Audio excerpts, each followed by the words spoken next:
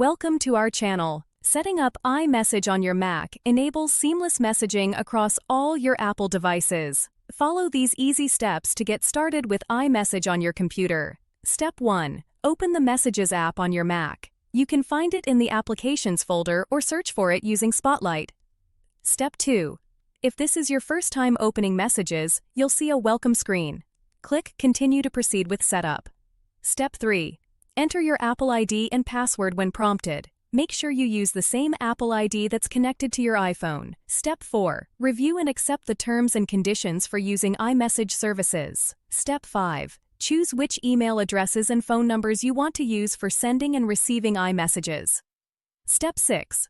Configure your preferences for message notifications, sounds, and other settings according to your preferences. Step 7. Wait a few moments while your Mac syncs with your iMessage account and downloads recent conversations. Step 8. Send a test message to verify that iMessage is working correctly on your Mac and messages are syncing with your other devices. Don't forget to like this video and subscribe to our channel.